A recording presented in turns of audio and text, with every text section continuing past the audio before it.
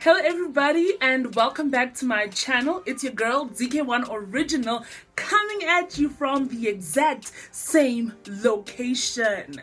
Alright, welcome back to my channel, guys. Look at us being all consistent and everything. And I just want to let you know that I actually feel terrible today. Terrible. It feels like my uterus is falling out of my body. But alas, here we are because we promised consistency, and you know what? I just decided to get out of bed to put myself together and record a video because I said I would. I'm already like a video behind, but here I am. So thank you so much, guys, for clicking back on my channel. If you are a returning subscriber and if you are new here, welcome, and I hope that you stay. I hope that you will click on that subscribe button and become one of the Dk1 Original family. Alright, so in my last video I spoke about doing a series, and I said that I want to speak about recovering after a breakup.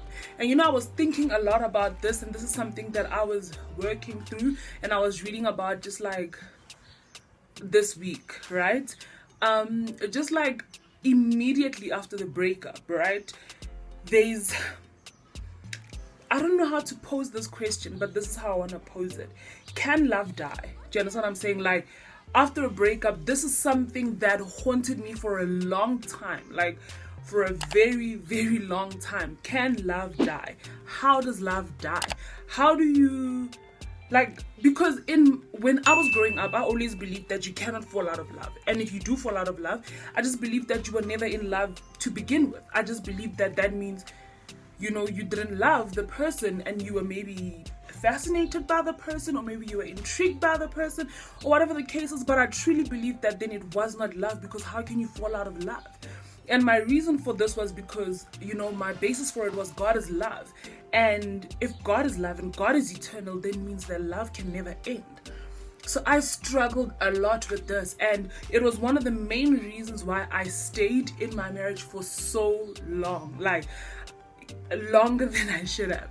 And, you know, I struggled with it a lot, and I used to ask myself, like, so there's this, I'm gonna rattle a lot of feathers with this. So there's this conception that we have, especially as Christians, right? That you must date to marry. Which means that whoever that you are gonna date, whoever you agree to date, that is the person that you are gonna marry. And I fully believe that, like, fully believe that. Like, I was like, this is it, right? So from the moment that I even agreed to date my ex, I was like, we're getting married. That's the end of it. So even when I would like see red flags, or even when I would notice things, I was just like, no, all of that doesn't matter, because we're getting married, because there's no other way to do it, right? And I just want to speak about the dangers in that. So having been there, having done it, having been through it, here's one thing that I truly believe: that God is love. God is eternal, and everything that God does is good, and everything that has God in it's perfect. But sometimes this is the one thing that we forget, is the human element, right? And I remember in the book of Solomon, it says that do not awaken love before its time. Do not awaken love before the time is right. And this is another reason that I truly, truly believe that if you are really young and you're dating, do not be so quick to say, this is my husband. Like, I do not have a lot of regrets in life, but if there was one thing I would have changed, that I would not have gotten married as young as I did. Only because you cannot truly understand love. Yes, God is love, but in the physical form, in how we do it, is that there's so many aspects to it, right? So if there's one thing I would have changed, that I would have waited. I still would have dated my ex, but I think I wouldn't have rushed to get married, because so many things change and we don't have enough time to learn or get to fully understand who the other person is. And when you are young, and this was my experience, one thing that I realized in the relationship is that you grow. Guys, in your 20s, you grow a lot. So me, and my ex, we got together when we were both 19. I'm 29 now. And if I can tell you one thing is this, we are completely different people. Completely different people. There is absolutely no ways that you can say that you are the same person. You change a lot in your 20s. You change so much. And here's my thing. Is the love lost? No. Did I love him? Yes. Was that love real? Yes. Can love be broken? No. I'll always care about him in some type of way, but I do think that when you are young, you don't fully understand what love is. You don't fully understand what everything is that pertains to love. So when you are young, be very careful to call every single person that you get into a relationship with your husband. And yes, I still believe that you have to pray about everything. And I think this was one of the biggest challenges for me, was that I truly believed that I had prayed. And I remember it put such a rocky thing between me and God, because I was like, Lord, I prayed. Lord, you know that I asked for this. Lord, you know that I prayed and I prayed and I prayed and I asked. I had to go through like a whole thing with God. But I realized that there's a lot of places where I have to take responsibility for where the relationship failed. And that was so difficult to learn. And even post-relationship, taking responsibility for where the relationship failed, especially when you felt like, but I didn't give up. Oh my word.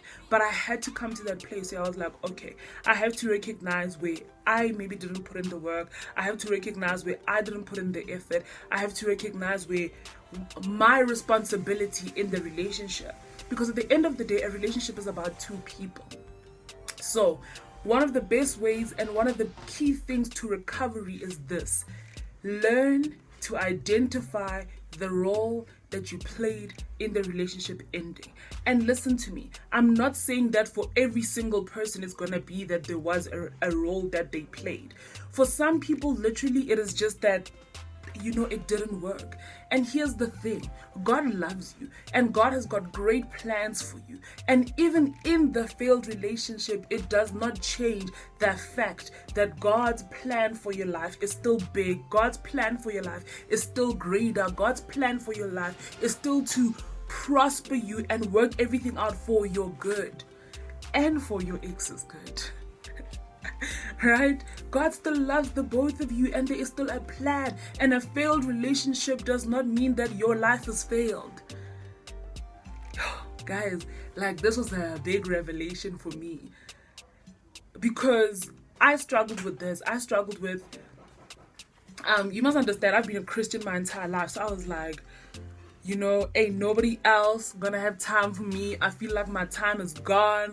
I feel like my time has passed. I feel like, what I'm saying, it's too late for me. Ain't nobody else gonna look at me like that. And I had to literally realize this, that God is for me and God loves me. And everything that he does, he's gonna work it out for my good. And it's not too late for me. That there is still love out there. Do you understand what I'm saying? Just because you made a mistake does not mean that you are beyond repair. God can still work it out and there is somebody for you.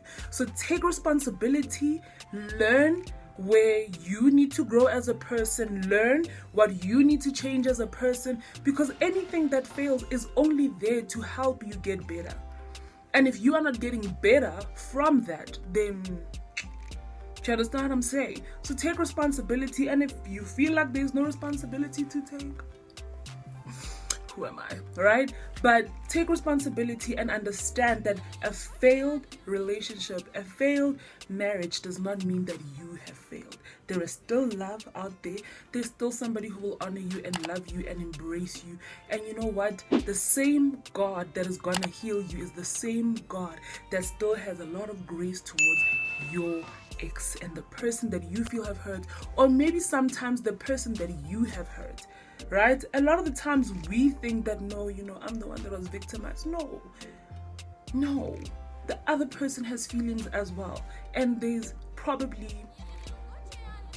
a lot of stuff that they feel as well. So you need to recognize, and you need to get to a place where you can even pray for your ex. So in the next series of this, I'm gonna be talking more, I'm gonna be getting more in depth and talking more about what we just about the healing process and recognizing and branching out and just living day to day after the breakup, because your breakup does not determine who you are, and your breakup does not determine who you are meant to be. And you don't have to settle.